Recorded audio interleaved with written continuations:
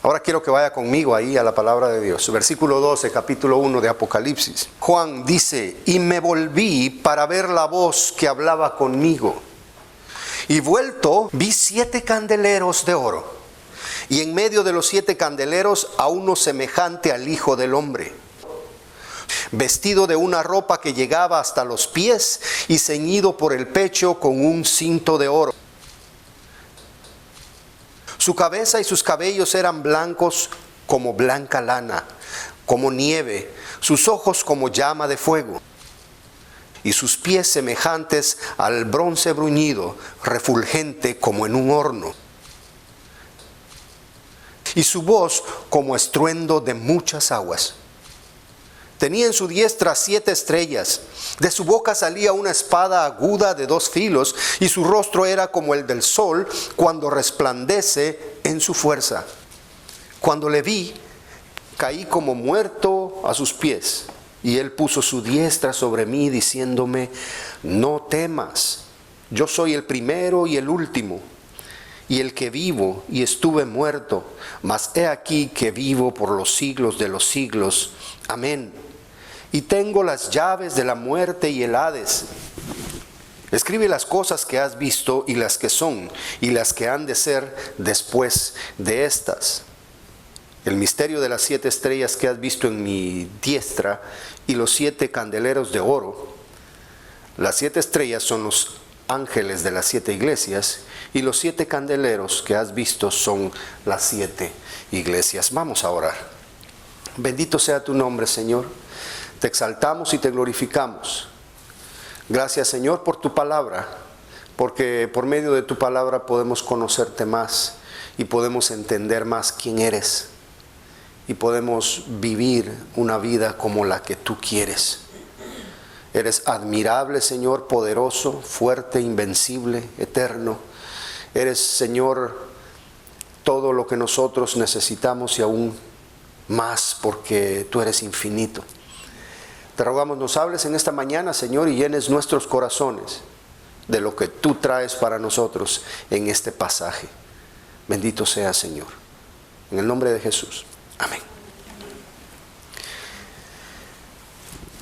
Empezamos hace una semana hablando en este sermón y nos quedamos un poco menos de la mitad. Tenemos 3 puntos principales en este sermón. El primero fue: yo no debo tener temor por razón de lo que Jesús es en su palabra.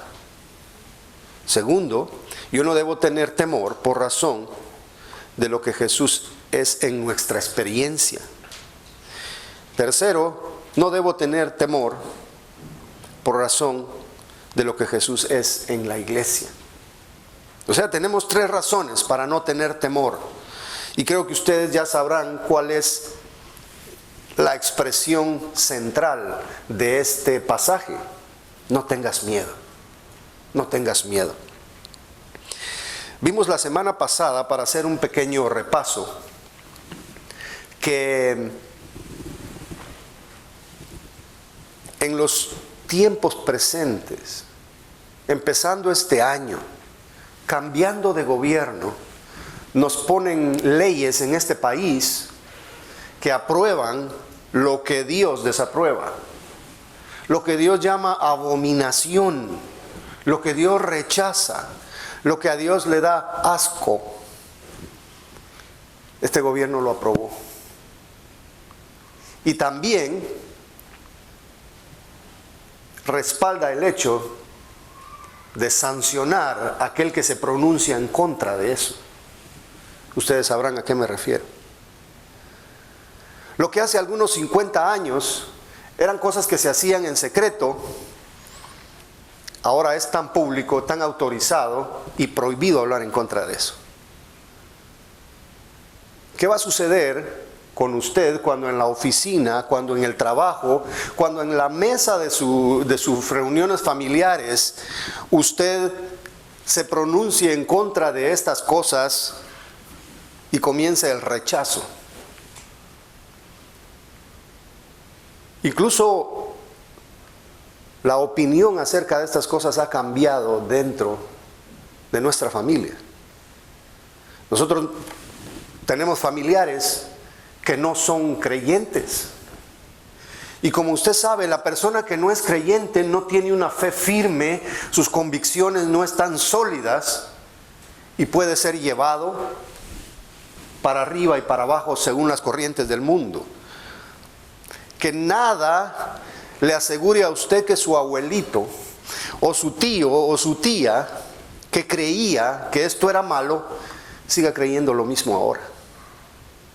Ellos pueden ser movidos como sea. Pueden comenzar a pensar como piensa el mundo en cualquier momento. Su familia, sus amigos, sus compañeros de trabajo, su jefe, sus vecinos pueden cambiar de opinión en cualquier momento. Y no le extrañe que usted comience a verse solo con sus convicciones y comience a verse aislado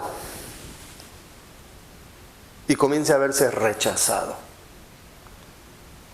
y que tenga discriminación en contra de usted. No se extrañe que esto comience a ocurrir. Que no le extrañe que un día mi canal de Facebook, por lo que estoy diciendo ahorita, sea cancelado. Por lo que yo digo en YouTube, que me lo quiten. Está bien que me desmoneticen porque no estoy ganando nada. Todavía no llego ni siquiera a los 200 suscriptores y creo que son miles los que hay que tener. Ojalá los tuviera para que escuchen la palabra. Pero tanto en Twitter como en el Facebook, como en el Instagram, como en cualquier medio social, ellos van a estar cancelando cuentas, y ya lo han hecho. Van a estar anulando videos. Incluso algunos predicadores y predicadoras que predican mentiras se han comunicado con las redes sociales para que censuren tal video, un video que habla la verdad. Entonces, hermanos, esto puede provocar en nosotros cierto temor. Esto puede provocar en nosotros cierto nerviosismo, cierto miedo de que vayamos a ser perseguidos. Como pastor, como predicador, como maestro, yo soy llamado por parte de Dios a seguir hablando la verdad, pase lo que pase. Y usted como hijo de Dios está llamado a permanecer dentro de sus convicciones aunque pasen cosas malas. ¿Qué va a pasar cuando ya exista prisión por decir lo que pensamos? Es increíble que en este país donde la libertad de expresión era uno de los primeros privilegios, ahora ya no se va a poder. Cuando comencemos a ver que al pastor lo sancionaron no solo en las redes sociales, pero que le pusieron una multa. Cuando le ofrecieron que por no callarse le van a cerrar su iglesia. Hermanos, dice el Señor, no tengas miedo. ¿A quién se lo dijo? A Juan, el más jovencito de todos los apóstoles, pero para el año 95, 98 era un anciano, pero era el último de los apóstoles que quedaba. Era el último. Él ya había visto y él ya había recibido noticias de que todos sus demás compañeros apóstoles, los que caminaron con Cristo, los que vieron los milagros, los que habían esparcido el evangelio por todo el mundo conocido junto con él, todos habían sido asesinados, todos habían sido torturados, todos habían sido martirizados por causa del evangelio. Él era el próximo. Incluso según la tradición dicen que a él ya lo habían intentado matar, pero milagrosamente se había salvado. No sabemos a ciencia cierta si la tradición está bien o si solo es una leyenda, pero en realidad Juan estaba prisionero en una isla, estaba hacinado por causa del evangelio, por causa de la predicación del evangelio. ¿Cuántos años tenía ya él? Andaba bordeando los 90 años. Y así el gobierno romano lo mete a una prisión como eran las prisiones antes. Estaban el montón de personas en un cuarto. Para hacer sus necesidades había un hoyo ahí en la esquina. Eran lugares totalmente insalubres. De por sí las prisiones ahora sufren de eso. Pero en aquel tiempo donde no existía el agua potable, ni el desinfectante, ni los toilets, eran lugares totalmente sucios, humillantes. Y vemos ahí al apóstol, al último apóstol, que tuvo el privilegio de ver al maestro cara a cara. Ya después de 40 años de no verle, de que él partió, de que lo vieron ascender al cielo, ya no vio al maestro. Lo que vio era gente sufriendo por causa del evangelio. ¿Cuál era el corazón de Juan? ¿Cuál era su actitud? ¿Cómo estaba él? Sabemos que el Espíritu Santo lo estaba sosteniendo. Sabemos que el Espíritu Santo lo hacía perseverar, así como lo hace con nosotros, con la diferencia de que él estaba sufriendo mucho. Quizá enfermo, quizá con dolencias, con dolor, y con la pregunta, ¿qué me va a pasar? ¿Me irán a matar? En ese momento, cuando él pensaba que como cristiano quizá, y no quizá, sino que seguramente, el mundo lo veía como un desperdicio, como un pobre tonto que cree en un Dios que estuvo crucificado, muriendo la muerte más detestable, más horrible, más humillante que puede haber. Ese es tu Dios. ¿En este crees tú? Ese era el pensamiento del mundo en cuanto a los cristianos. Dentro de poco quizá va a ser el mismo en este tiempo para nosotros. Pero ahí en ese momento humillante, en esa soledad, quizá en una cueva fría, quizá de noche, quizá dentro de su desesperación, Juan escucha una voz como de trompeta, así fuerte, autoritaria.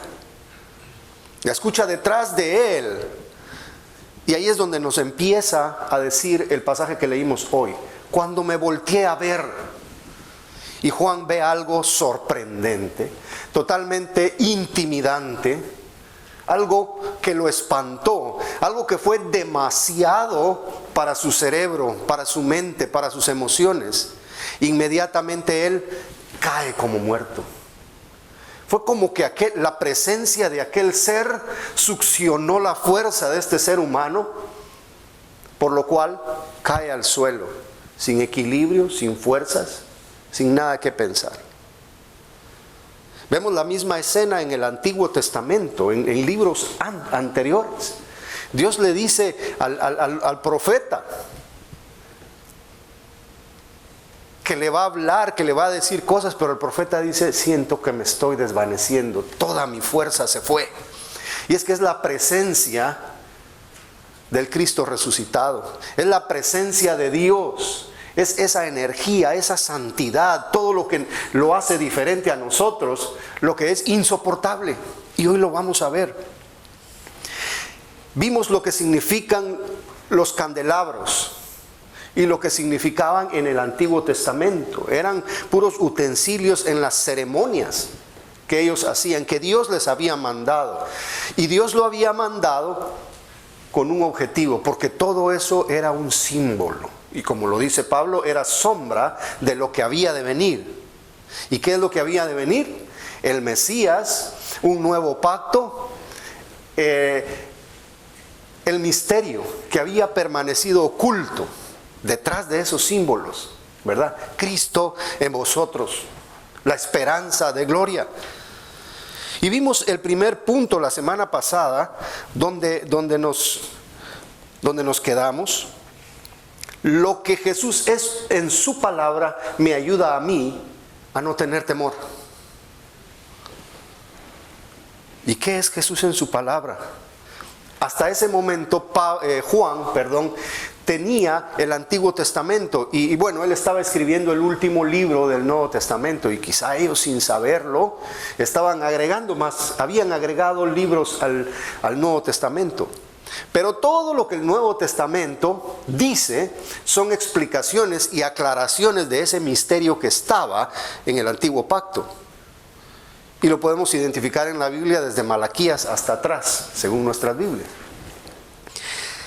Y bueno, entonces podemos ver en la palabra de Dios que el Mesías es alguien especial, que quien está a cargo de mí es alguien poderoso, que Jesús, quien creemos de todo corazón que perdonó nuestros pecados y que está para rescatarnos y que está para defendernos del maligno, no es una persona débil. No es cualquier ser humano que sufre la misma debilidad de nosotros hoy. Hoy Él tiene un nombre que es sobre todo nombre. Hoy Él está sentado a la diestra del gran poder de Dios. Hoy Él es el Señor. Él tiene toda potestad en el cielo y en la tierra. Él no solo es un Señor terrenal, sino que es un Señor celestial. Por lo tanto, esas declaraciones nos indican que Él es el mismo Dios, la deidad de Jesús. Lo que Dios revela en su palabra acerca de Jesús nos da a nosotros ánimo para continuar adelante sin temor, porque Él no es débil, Él es poderoso, Él es fuerte. ¿Recibe usted motivación, confianza, poder de parte de Dios al leer su palabra? Al ver cómo en el Nuevo Testamento, a partir de los evangelios, usted ve la grandeza de nuestro Cristo. Y Él dice, yo no te voy a dejar ni te voy a desamparar. La palabra de Dios debe animarnos en estos tiempos en los que podríamos experimentar persecución. Para nosotros esto es nuevo, pero hemos leído y hemos escuchado acerca de otros hermanos nuestros que recibieron persecución y recibieron martirio en el siglo pasado, en este siglo, también en otros países.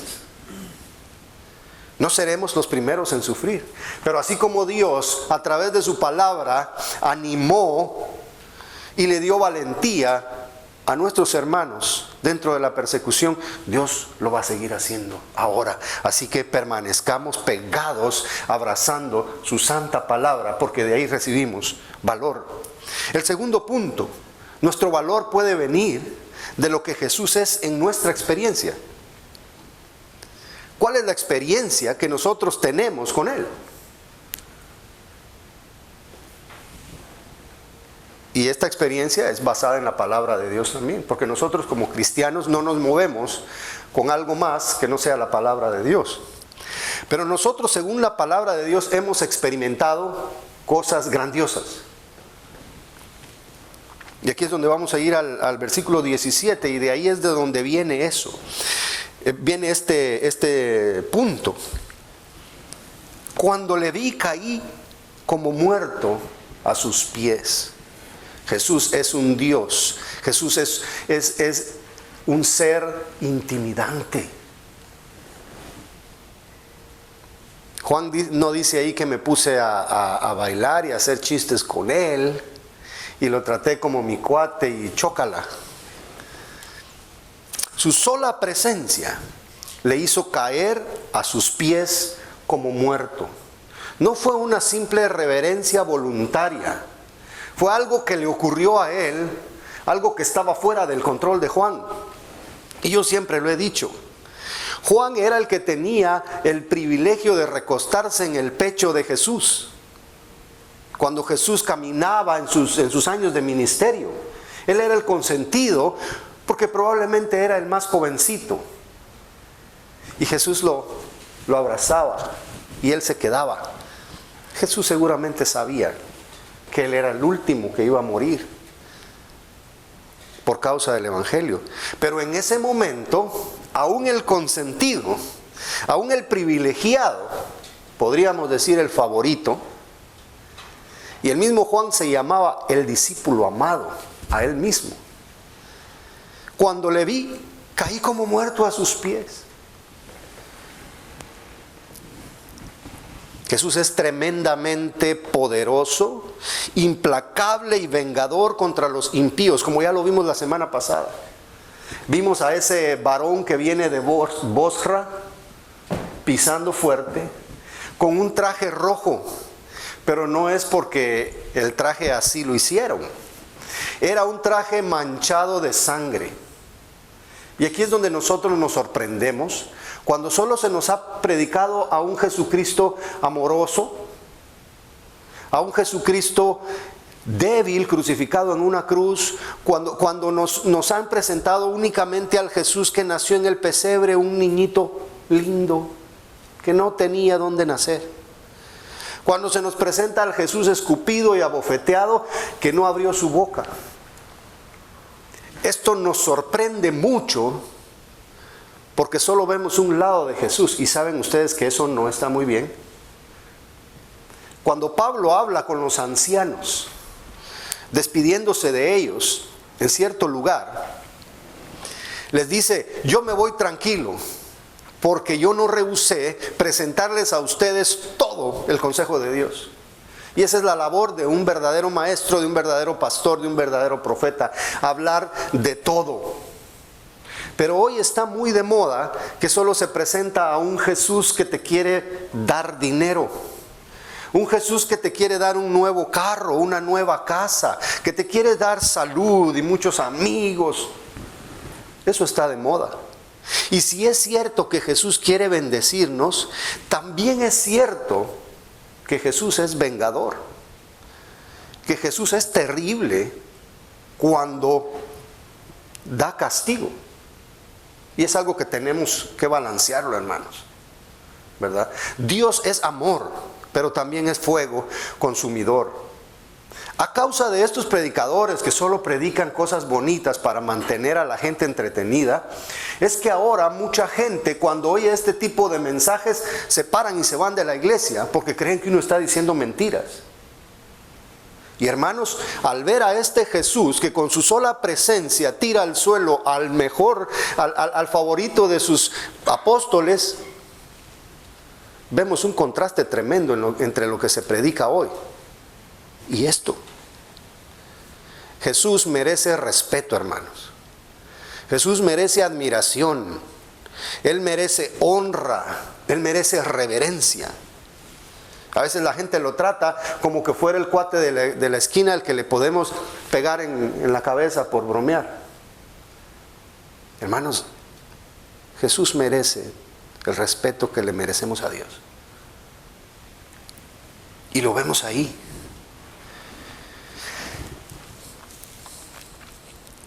Jesús no da por inocente al culpable. Jesús dijo cosas muy fuertes y muy severas en contra de sus enemigos. Él tiene una espada con la que impartirá justicia solo con pronunciarlo. Una espada que sale de su boca. No me digan que la espada sirve para dar masaje o para jugar. La espada sirve para matar y no es algo agradable. Y Jesús tiene una espada que sale de su boca. ¿A qué se refiere eso? Se los voy a decir después, pero para empezar, Él cuando habla y pronuncia juicio, el juicio ocurre, tal y como Él lo ha dicho. Así como cuando Él dijo, sea la luz, y fue la luz. Así como cuando Él dijo que fueran las plantas, las aves, las bestias del campo, con solo decirlo fue creado. Igualmente el juicio, cuando Él lo pronuncia. Vamos a ver Isaías 2:10. Dios hablando con Moisés. Moisés estaba tan fascinado con el poder de Dios que él solo oía su voz. Él experimentaba el estruendo de su voz. Él experimentaba efectos, fenómenos que la presencia de Dios producía como el fuego en aquella zarza, humo en la peña.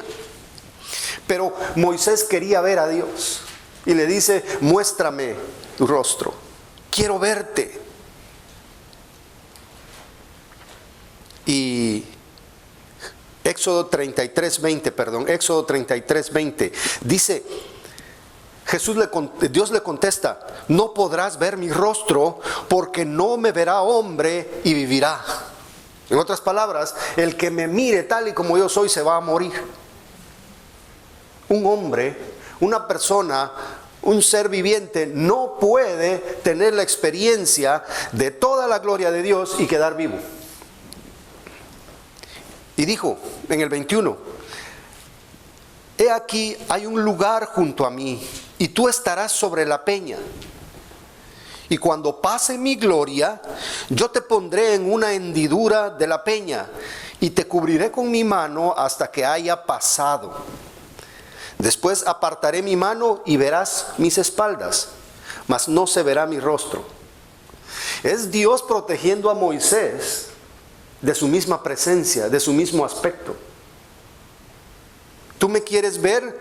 Pues únicamente vas a ver mi espalda, como queriendo decir una parte de mí. No podrás ver mi rostro porque te vas a morir. Para las personas que niegan la deidad de Jesús, vean lo que está hablando aquí Dios Padre, y vean lo que Juan está experimentando en el Apocalipsis, al Dios Hijo.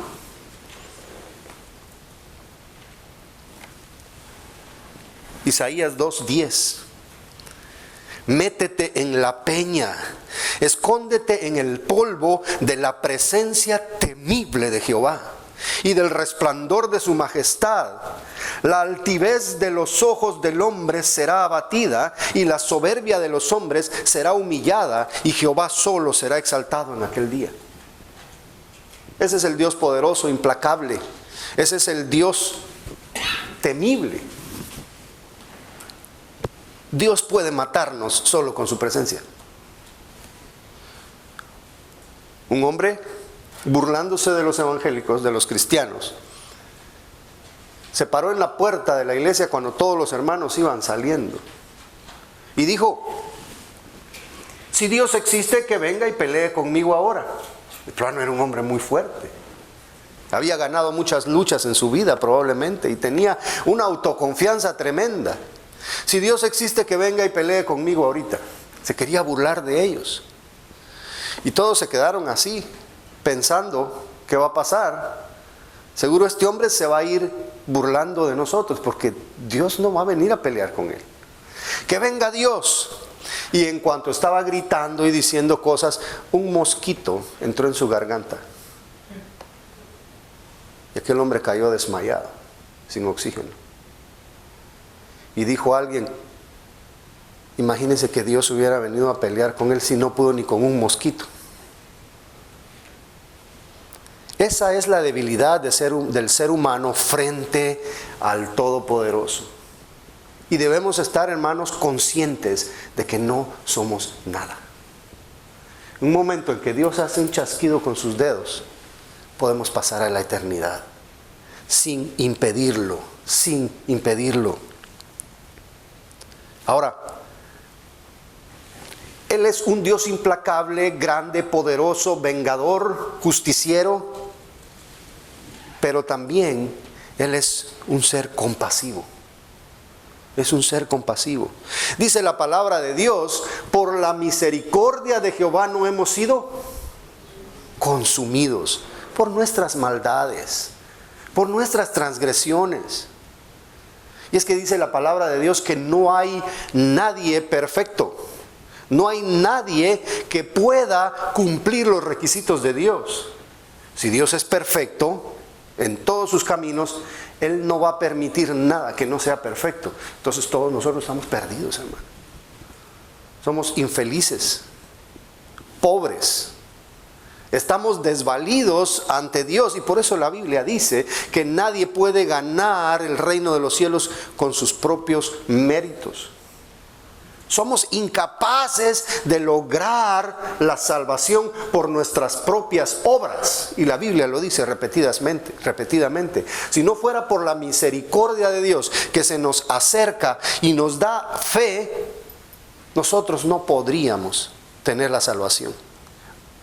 Y si vamos a la perdición eterna, sería por nuestra propia culpa, bien merecido. Sin embargo, Dios es compasivo y lo vemos reflejado aquí en esta frase donde dice: y Él puso su diestra, su mano derecha, sobre mí, diciendo: no temas. Hermano, cuando Jesús dice no temas, es porque, hermanos, no debemos temer. Me acuerdo mi mamá, en sus ansias de consolarme y de darme valor, me decía: no tenga miedo, mijo. Yo iba al dentista. No tenga miedo.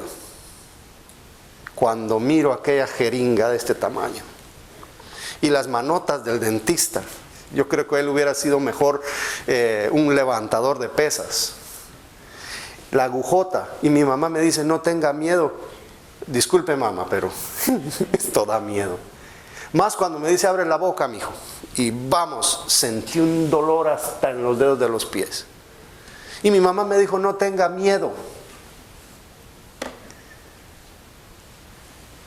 Esos somos nosotros que a veces no podemos evitar y hablamos solo porque no podemos hacer otra cosa.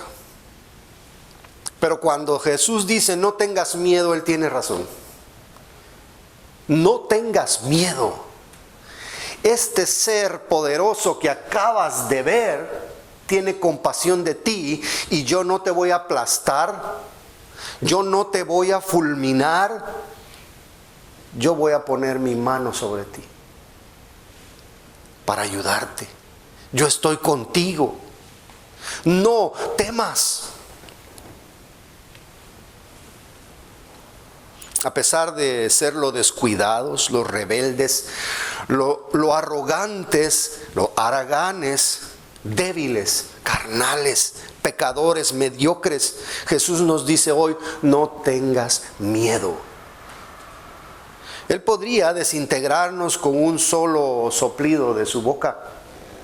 Podríamos volar en 1000 pedazos, podríamos ser ceniza en un chasquido de dedos al estar frente a Él. Sin embargo, Él nos dice hoy: no temas. Él podría haberse aferrado a su condición divina para no tener que humillarse a tal grado de ser crucificado y ser despreciado. Él pudo dejarnos sufrir lo que merecemos: la culpa, la condenación, la separación, la soledad, la desdicha eterna, pero no lo hizo.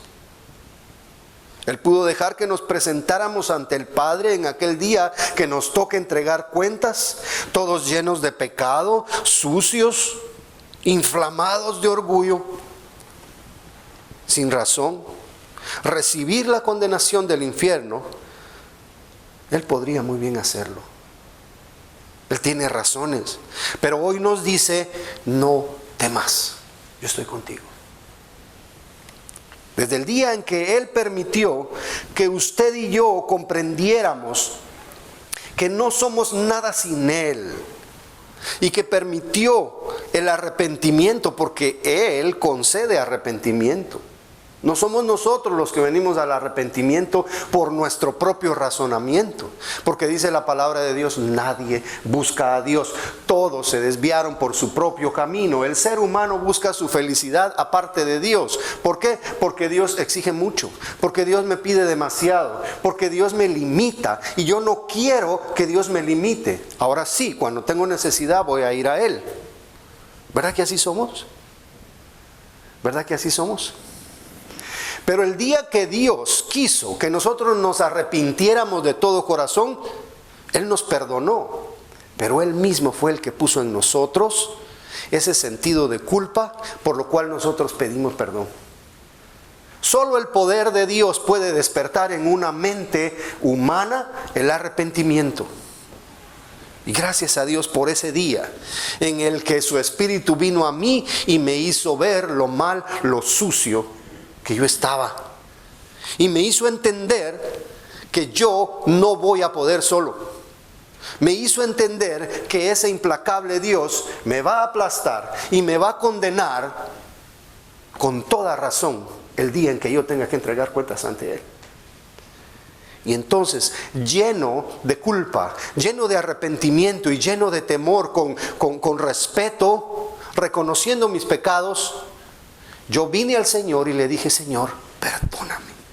Y acepto lo que tú dices en su palabra, que solamente hay un mediador entre Dios y los hombres, Jesucristo. Solo a través de Cristo yo puedo llegar al Padre. Y solamente Él puede perdonarme. Yo no me lo puedo ganar. No me lo puedo ganar. Un condenado a muerte en la cárcel, por muy bien que se porte, está condenado a muerte. Pasado mañana lo ejecutan y él hoy regaló $1 millón. Muchas gracias, pero vas a muerte. Así somos nosotros. Ya pecamos, ya transgredimos la ley de Dios, ya ofendimos a Dios, y nada de lo que hagamos nos puede quitar su castigo. Pero sí, lo que hizo Cristo en la cruz puede pagar por nuestros pecados y pasarnos a la vida eterna. Y entonces, cuando Él ya nos ha perdonado, cuando Él ya nos ha limpiado el corazón, cuando nos ha pasado de muerte a vida, cuando ya nos lavó con la regeneración del Espíritu Santo, entonces Él nos dice: no temas, no temas. Acuérdese usted aquel pasaje cuando Jesús le dice a sus discípulos: no temáis a los que pueden matar el cuerpo. Él ya sabía lo que se les venía a sus discípulos. No temáis a los que matan el cuerpo. Temed al que los puede mandar al infierno. ¿Y quién es ese? El juez justo, implacable. Pero cuando usted ya entendió el amor de Dios, cuando usted ya entendió el temor de Dios, cuando usted ya se arrepintió, entonces para usted son estas palabras: no temas, ya estás perdonado.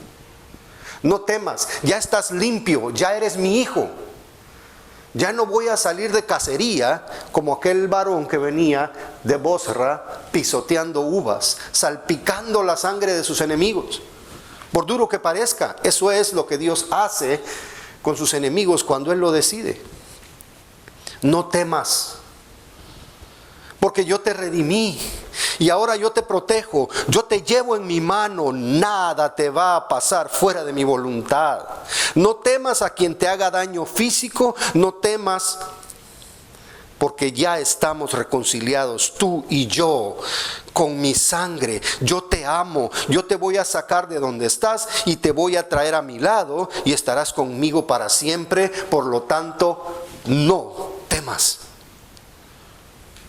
Isaías 41:10, Dios le habla a su profeta: no temas, porque yo estoy contigo. No desmayes, porque yo soy tu Dios que te esfuerzo. Siempre te ayudaré, siempre te sustentaré con la diestra de mi justicia. ¿No es eso glorioso para nosotros, hermano? Saber que ya estamos del lado de Jesús, que ya somos sus amigos y Él ya no nos ve con ira. Dice el salmista que Dios todos los días está airado, está encolerizado contra los pecadores. Eso es algo que no podemos cambiar. Él lo puede cambiar cuando se compadece de uno y le dice: ahora tú vas a entender. Y nos abre la mente y nos abre el corazón. ¿De qué manera? Dándonos vida. Porque cuando Jesús dice: deja que los muertos entierren a sus muertos, se refiere a esas personas que espiritualmente están muertos, que no están vivos para Dios, sino que están muertos en delitos y pecados, están sucios, pudriéndose en sus maldades. Pero dice Pablo en Efesios que Él nos dio vida cuando estábamos muertos. O sea, la iniciativa es de Él.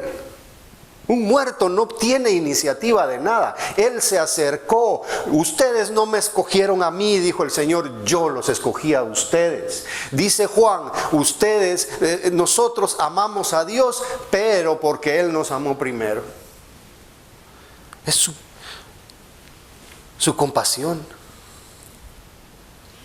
Ahora, Jesús sigue mencionando ante Juan su excelencia infinita. Te voy a decir más acerca de mí para que veas que no tienes que tener temor. Yo soy el primero y el último. ¡Wow! ¡Qué declaración más grandiosa y gloriosa! Yo soy el primero y el último. ¿Qué quiere decir? Yo lo soy todo. Yo lo soy todo. Antes de la creación estaba Jesús. Y después de que todo sea destruido, porque va a haber un fin de todas las cosas, ahí va a estar Jesús. Él es eterno. Yo soy el primero y el último. En Él empieza todo. Él es el principio de la creación. Y todo termina en Él. Todo termina en Él. No hay nada en el medio que Él no sepa. Hasta la molécula más pequeña en este universo está siendo gobernada por Jesús. Nada en la galaxia más lejana que está de nosotros está fuera de control de Jesús. Por Él se mueve todo lo que existe. Él gobierna. Él es el verbo. Él es esa fuerza. De Él es esa fuerza que gobierna todo lo que existe. ¿Cómo le vas a tener miedo tú a una persona a la que yo voy a condenar? Antes que Él no había nada y después que todo se acabe, Él sigue siendo.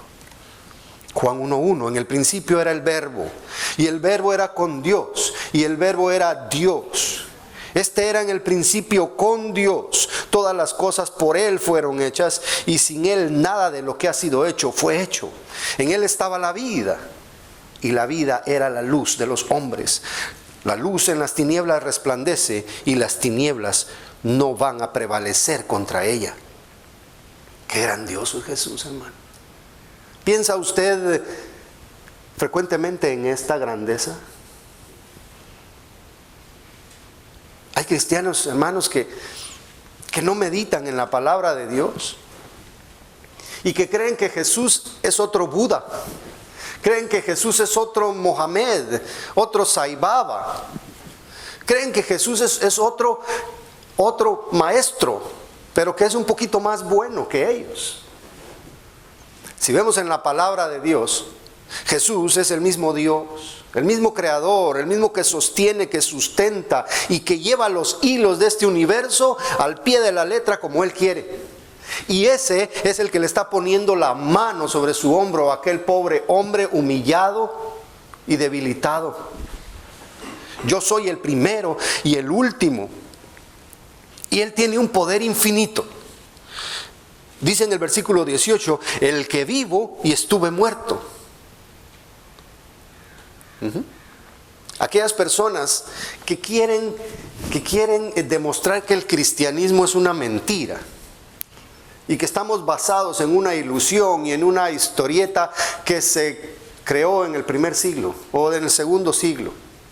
Dicen que Jesús no murió, sino que dicen que Él fue a la India y tuvo clases con no sé qué maestros hindúes y aprendió a dominar su organismo de tal manera que Él fingió una muerte por 3 días y después Él volvió a salir de la tumba porque Él no realmente se murió. Aquí vemos a Jesús que dice, estuve muerto. De sus propias palabras, estuve muerto. Y hermanos, es que si Jesús no murió, nuestra fe no sirve de nada. Si Jesús no murió, todavía estamos en delitos y pecados. Nadie ha pagado por nosotros y somos leña del infierno. Pero aquí dice, yo estuve muerto. Pero la primera frasecita ahí dice, el que vivo. Y es que ya está hablando de su resurrección. La resurrección de Cristo Jesús es la que sella todo lo que se habló en el Antiguo Testamento, todo lo que Jesús dijo durante su vida, la resurrección es la que confirma que todo lo que Jesús es cierto. Si Jesús no resucitó, somos los más dignos de conmiseración y lástima de todos los hombres, porque estamos todavía muertos en delitos y pecados. Mire esto, quien quiera que tenga la autoridad para regresar de la muerte por su propia habilidad y su propia voluntad, después de haber sido torturado brutalmente y después de haber muerto por 3 días, tiene el poder de hacer cualquier cosa. La resurrección de Jesús indica su poder infinito. Y es algo en que tenemos que estar confiados totalmente. ¿Dónde está el cuerpo de Jesús? Estos maestros grandes que iniciaron grandes religiones, se puede ver que ahí está la tumba de ellos. Y ahí están ellos. Ahí estarán sus huesos. Pero ¿dónde está el cuerpo de Jesús? Nadie lo ha encontrado. Nadie lo ha encontrado. ¿Por qué? Porque Él no se quedó enterrado. Él resucitó demostrando que Él es el gran yo soy, que tiene poder y autoridad sobre cosas que nosotros no podemos.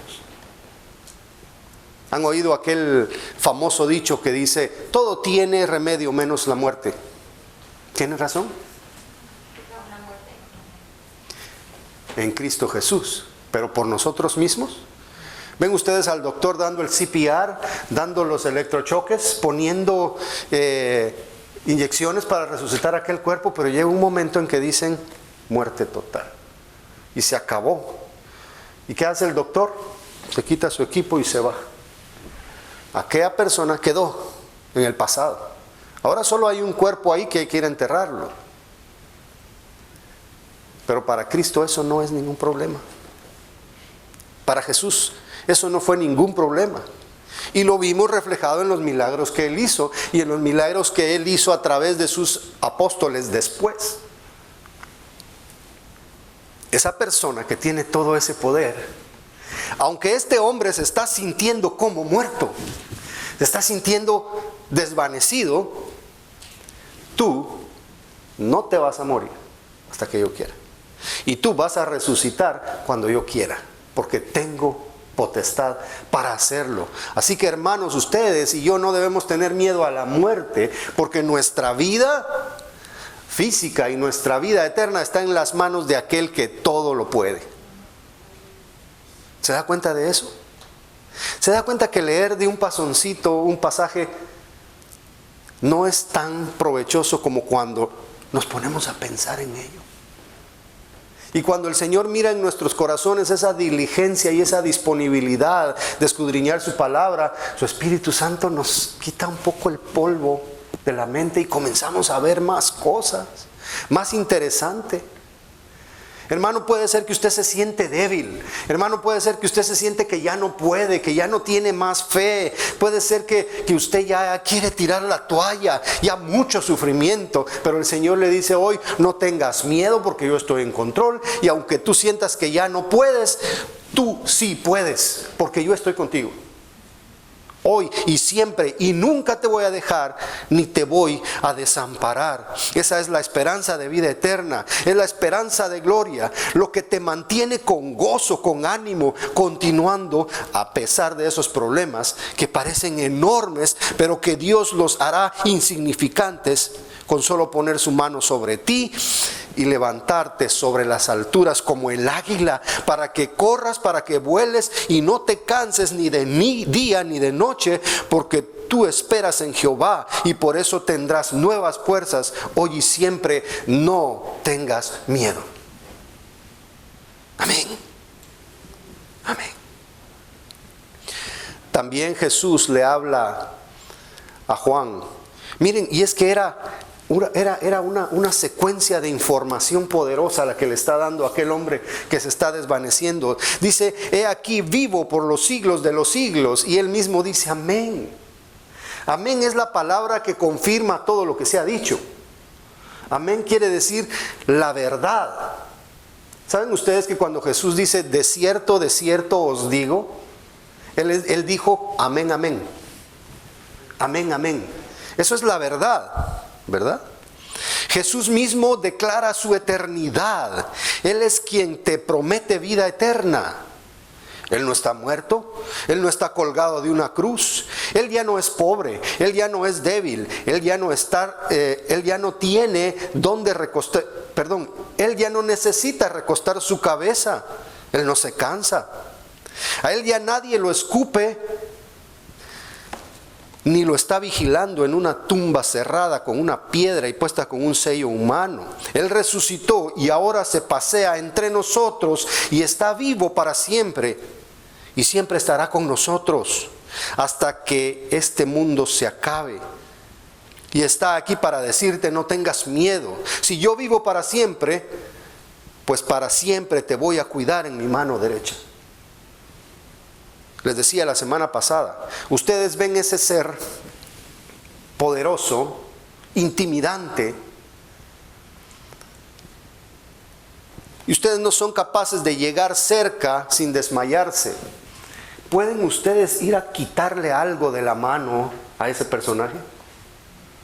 Y más si es en su mano derecha, en su mano fuerte. Nadie nos puede arrebatar de su mano. Nadie puede ni siquiera acercarse. También Jesús le habla acerca de su señorío sobre todas las cosas. ¿Sabe usted que Jesús es rey de todas las cosas? Que Él gobierna. Por algo se dice que Él está sentado a la diestra de Dios, porque gobierna con el mismo poder y autoridad del Dios mismo. Están sentados a la par. Dice, yo tengo las llaves de la muerte y del Hades. La nueva versión internacional dice infierno. ¿Sabe usted? El diablo creyó que había encerrado a Jesús en una tumba. Le puso una piedra enorme y le puso un sello real de alguien que se creía más poderoso que él. Le puso guardias para que no fuera robado el cuerpo. Por 3 días y por 3 noches su cuerpo estuvo ahí. Pero Jesús fue a proclamar su victoria a los espíritus rebeldes, encarcelados en prisiones eternas. A decirles que Él ahora había ganado para su Padre a escogidos y los hizo reyes y sacerdotes para que les sirvan para siempre. Jesús es el dueño de todo. Jesús es el que gobierna. Él tiene poder. Jesús les dijo a esos espíritus rebeldes que en cuanto Él lo decidiera, se levantaría de esa tumba y nadie lo podría impedir. Cuando Cristo resucitó, demostró que Él puede entrar y salir de la tumba cuando quiera y puede abrir las puertas del mismo infierno para meter a cualquiera que Él así lo desee. Él tiene las llaves. ¿Puede usted entrar a un lugar si no convence al que tiene las llaves? ¿Verdad? Tiene las llaves de los cielos, tiene las llaves de la muerte. Él es el que dicta y Él es el que decide cuando alguien muere físicamente y cuando alguien va a ser castigado eternamente. Hoy Él nos dice a nosotros, aunque yo tengo las llaves del infierno, no temas, porque yo no te voy a dejar muerto. Yo te voy a levantar para vida eterna, porque yo así lo he decidido. Si tú creíste en mí, yo te doy vida eterna y te voy a resucitar y te voy a tener conmigo para siempre. La esperanza de vida eterna es más poderosa que cualquier amenaza de cualquier persona en este mundo. Y es algo que no podemos evitar. Usted sabe que el avestruz mete su cabeza dentro de la tierra y él piensa que ya se libró del problema. Y así son muchas personas.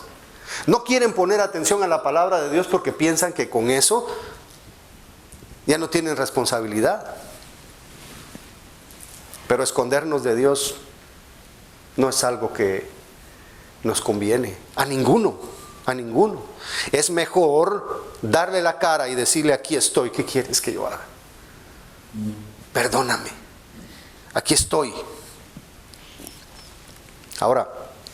Se nos fue el tiempo y creo que va a haber una tercera parte. Hay tanto que hablar en estas palabras que Jesús dice. Es tan profundo, es tan enorme, tan glorioso, hermanos, que nos podríamos pasar hablando mucho tiempo acerca de cada cosa que Jesús dice. Ahora, hermano, tenemos un Dios que no ha perdido ni siquiera una batalla, hermanos, nunca. Aunque parezca que estamos solos, aunque parezca que los cristianos somos los más débiles de este mundo, porque incluso Jesús nos dijo, no se defiendan, pongan la otra mejilla, no se defiendan, ¿verdad? Él dijo, oren por sus autoridades, aunque en aquel tiempo las autoridades, ¿quiénes eran? Los romanos, personas perversas, personas totalmente depravadas, personas sin moral, personas sin lástima, personas corruptas. No hay mucha diferencia con ahora, porque siempre el corrupto ha sido corrupto. Sin embargo, nos dice Dios, oren por sus autoridades. ¿Van a poner ustedes a nuestras autoridades en esta lista? Señor, pero ojalá se muera. No, Señor, ten compasión de Joe Biden y de todo su gabinete. Ten compasión de ellos, ilumínales su mente. Nosotros nunca sabemos a quién Dios va a transformar. Si Dios transformó la vida y cambió la mente de Nabucodonosor, ¿cómo no va a cambiar la mente de cualquier otra persona? Si Dios fue capaz de cambiar la mente de Saulo de Tarso, que era el perseguidor más fuerte que ha tenido la iglesia, Él puede cambiar a cualquiera. Si Él no lo hace, es su voluntad, pero pongamos en las manos de Dios a nuestros gobernantes. Pero no por eso nosotros tenemos que sentirnos débiles, porque prácticamente estamos entregando todo ante los malvados. Sin embargo, no temas, dice el Señor. No nos vamos a rebelar y vamos a agarrar a las armas y vamos a ir a conquistar el Capitolio o el Palacio Nacional de cualquier otra nación. No somos llamados a eso. Somos llamados a ser obedientes. Somos llamados a predicar la palabra de Dios. Somos llamados a amarnos y a ser ejemplo. A ser ejemplo. Yo les voy a invitar a ustedes a que lean la vida de los mártires. Lean a Tertuliano. Lean la vida de John Huss. Lean la vida de estos que fueron torturados y masacrados. Ellos nunca insultaron a nadie. Al contrario, ellos emitían bendición. Dice la palabra de Dios: bendecid a los que os maldicen y orad por vuestros enemigos. Es que sucede, hermanos, que por mucho tiempo los cristianos hemos sido privilegiados en esta nación y en otras. ¿Verdad que sí? Antes del decir que somos cristianos, nos abría la puerta muchas oportunidades. Eso ya cambió. Eso ya cambió. Ahora, si usted dice que es cristiano, ¿y eso qué? Eres un mente cerrada. Eres una persona anticuada. Eres un hater. ¿Verdad que así nos tratan ahora? Nosotros damos discurso de odio porque hablamos la verdad. Pero hermanos, cuando digamos la verdad, digámoslo con amor. No lo digamos señalando ni condenando, porque yo no soy el que condeno. Usted no es el que condena, es la palabra. Así que hay que hablarle a otras personas como que somos aquellos limosneros que encontramos pan. ¿Verdad? Evangelizar es como un limosnero diciéndole a otro limosnero dónde encontró pan, dónde encontró comida. Porque nosotros sin la compasión de Jesús no fuéramos nada. Y afortunadamente nosotros hemos encontrado el amor de Jesús y su perdón antes que otros. Y creo que es el tono de voz que tenemos que tener delante de las personas. Humildad, sencillez, amor. Entonces las personas van a estar más abiertos a escucharnos. aunque no garantizamos nada. Hay personas que escuchan la verdad, les gustó por un momento, pero no, muchas gracias. Tal vez no hoy, quizá después. Aunque después, la Biblia dice, puede ser demasiado tarde. Cierre sus ojos y póngase de pie y cierre sus ojos.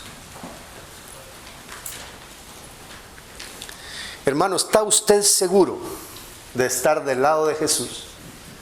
¿Está usted seguro de que si pasa a la presencia del Señor hoy, Él le va a decir, pasa adelante, siervo fiel?